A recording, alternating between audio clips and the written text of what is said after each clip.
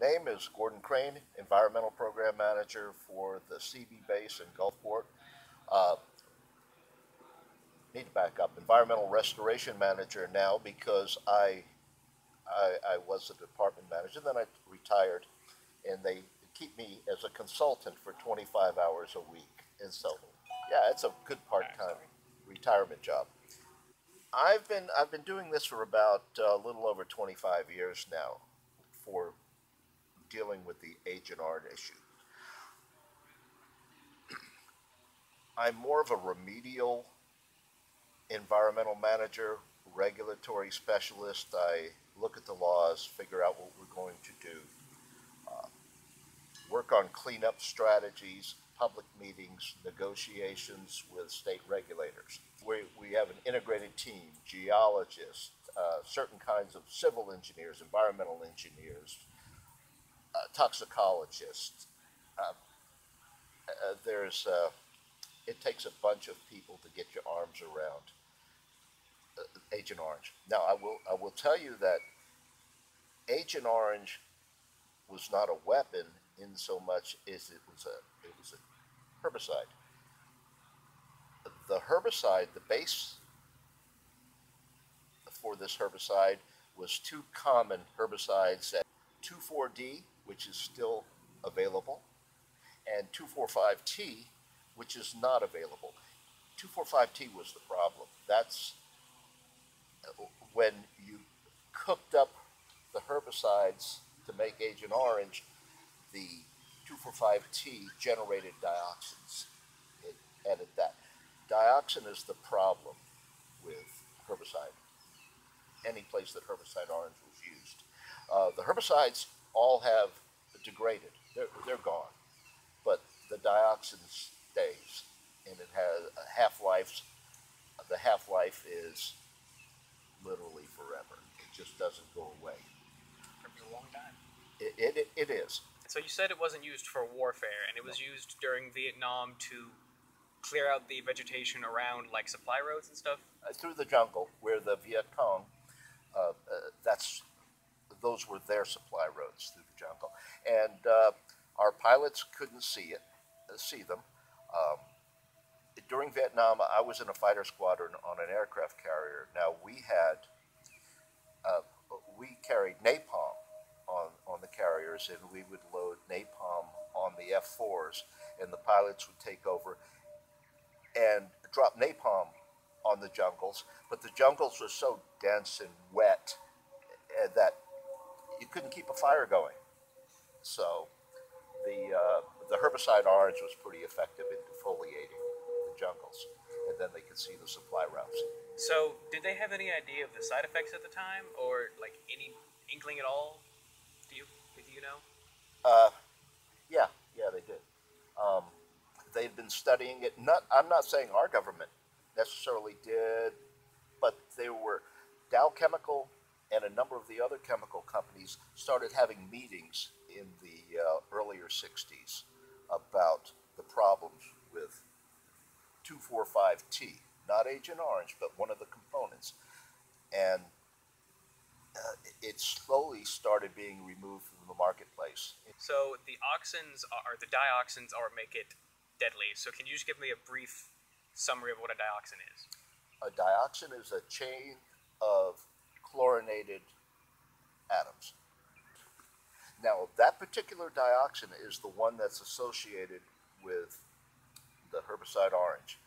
It's called 2378 because of the location of the chlorinated atoms. TCDD, which is a tetrachlorinated dibenzoparadioxin, and that is at the top of the toxicity chain for dioxins. Now you can step down a little further, and you get like 50%. There's 17 of them that we're particularly concerned with, but that's the one that's associated with Agent Orange. When you burn trash, if you got a burn pile around here, and I went out there and tested it, I would find dioxin. It would be the octachlorinated benzodioxin, and that's the bottom. It's the least toxic. It's different. It's varying levels of how much. Yeah. So when I was when I was researching, I took and they were saying that it wasn't exposure directly to Agent Orange, but it was a lot more of the animals in the surrounding area and like the environment getting exposed to Agent Orange and it being retained in the systems of those organisms that were the main problem. Called bioaccumulation, and you get the little critters will get it in their body, and then somebody bigger will eat it, and they'll eat more of it, and then something bigger will eat that bigger, and it bioaccumulates up the food chain. So like mercury in tuna fish. If you eat too much fish, you can have mercury poisoning because of how much is in there because you eat so much of them. True. All right. Is there anything? Is there anything like really interesting that you found studying Agent Orange? I imagine there's probably a lot of things. Probably, and it's not so much the Agent Orange. It's just our area around here. I would have never thought that Gulfport, Mississippi, would have been the largest repository. Gulfport was the largest storage area of inactive Agent Orange after the war. Well, that's, yeah, the EPA in 1970 said can't use it anymore. And so it sat in Gulfport on about 30 acres. Well, no, yeah, it was about 30 acres that was contaminated. And then, and it sat there until 1977. And it was, the drums were emptied, pumped into rail cars. It was taken out to sea and incinerated on the Vulcanus, which is an incinerator ship, and that's information is in there, these pictures. And then the investigations began, and in 1986 to early '88, the Air Force brought in an incinerator and set it up on the Navy base, and incinerated about 25,000 tons of soil. And now, what they did with that, they incinerated it, tested it to make sure it didn't exceed a certain level. Then they put it back on the ground. Well, and then that was later on when I came in, it was a problem because when you clean dioxin-contaminated soil, it's got a code. It's called FO27 in the hazardous waste world. But when you clean it and burn it and make it clean, it's still a hazardous waste. It's called FO28.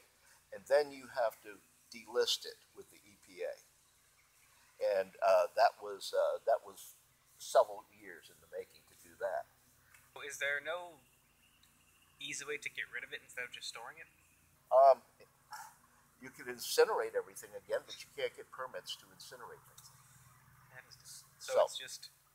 This is the most straightforward way to do it. Now, when we do it this way, like that cap I just told you about, we can use it for solar panels.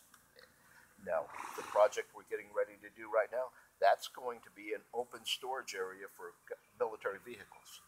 So it's not like you just take this 18 acres and it lays waste to it. The way we're handling it is so it can be reused. Because right now that property that I'm talking about hasn't been used since they removed the herbicide in 1977, or then it was put there in 1968.